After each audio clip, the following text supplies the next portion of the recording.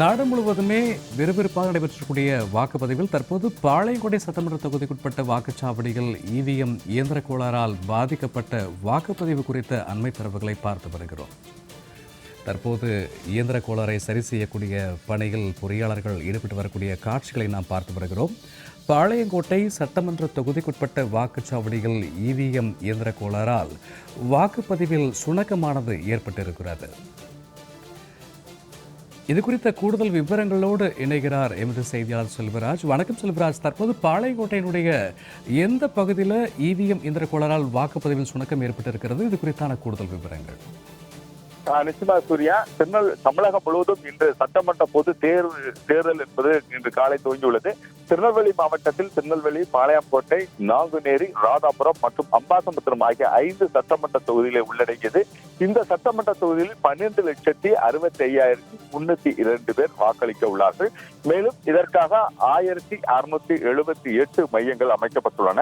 குறிப்பாக பாளையங்கோட்டை சட்டமன்ற தொகுதியில் உட்பட்ட பல்வேறு வாக்குச்சாவடிகளிலும் இன்று அதிகாலையிலிருந்து பொதுமக்களின் கூட்டம் என்பது மிக அதிகமாக காணப்படுகிறது. நீண்ட வரிசையில் நின்று தங்களுடைய வாக்குகளை செலுத்துவதற்காக பொதுமக்கள் நீண்ட வரிசையில் காத்துக் கொண்டிருக்கிறார்கள்.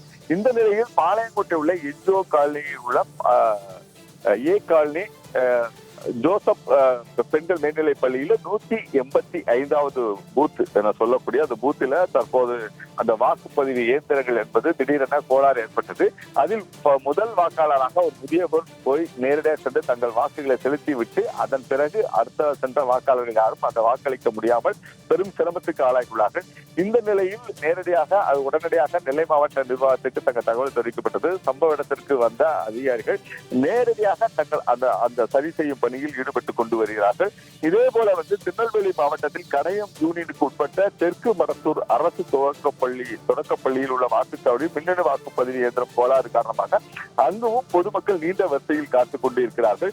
இதேபோல் திசைநிலை அருகே உள்ள பெட்டகுளத்தில் வாக்குப்பதிவு இயந்திரங்கள் கோளாறு காரணமாகவும் வாக்குப்பதிவு இதுவரை தொடங்கப்படாமல் கிட்டத்தட்ட 47 நிமிடம் ஆன பிறகு கூட தற்போது பொதுமக்கள் நீண்ட வரிசையில் காத்துக் கொண்டிருக்கிறார்கள். இதே போல நெல்லை மாவட்டத்தில் பல்வேறு வாக்குச்சாவடிகளில் இது போன்ற வாக்குப்பதிவு இயந்திரத்தின் கோளாறு காரணமாக பொதுமக்கள் வாக்களிக்க முடியாமல் நீண்ட வரிசையில் காத்து இருக்கக்கூடிய சூழ்நிலை இருந்து கொண்டு வருகிறது.